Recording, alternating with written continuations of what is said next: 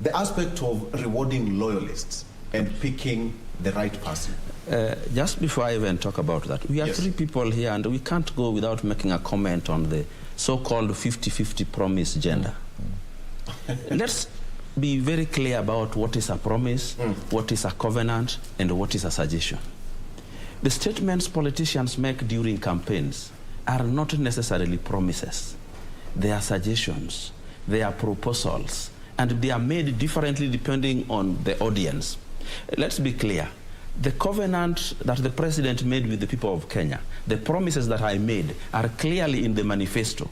If there is anything written in the manifesto that has not been done, then we can accuse the president of reneging on his own promises. So the 50-50 was a suggestion that was going on during the campaign in order to counter what the opponents may have been doing. Because we pick cabinet from a certain pot.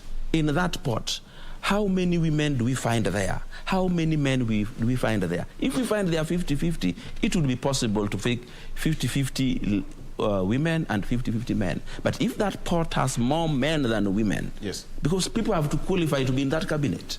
So I think accusing the president of not keeping the promise of 50-50, then people can go out everywhere where he was campaigning and take what he said there as a promise. Those were not promises. Those were statements, political statements to convince voters. The realities are in the manifesto. So if anything is in the manifesto that is not done, then we can talk about it.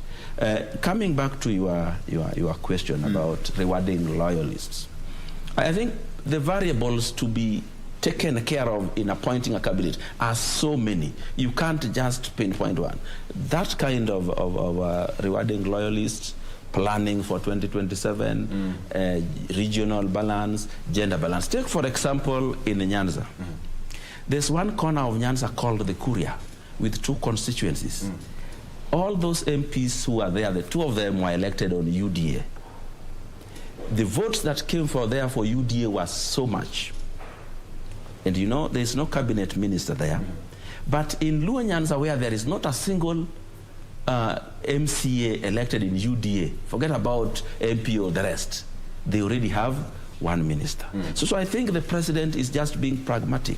But again, there are going to be many cabinet level appointments in future. I think if you looked at what SRC put down, there are so many cabinet level appointments in terms of remunerations and clout. So I think there are people like Masabit, where he was talking about, will get something coming forward.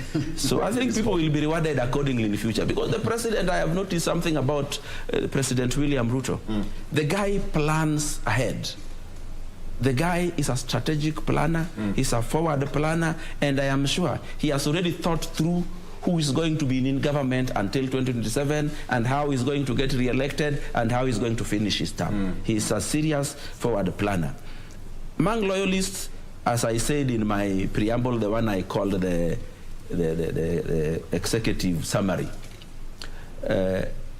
he's sending a message with this cabinet. Stick with me, I will stick with you. Die for me, I will die for you. Sacrifice for me, I will sacrifice for you. And that is what I have seen in this cabinet. Because there are some people there, you may not know what they did. People normally say, if you see a candidate campaigning with choppers, with road rigs and many vehicles, wait until the cabinet is formed, then you'll know who owned those things. So there are people who contributed in many other ways.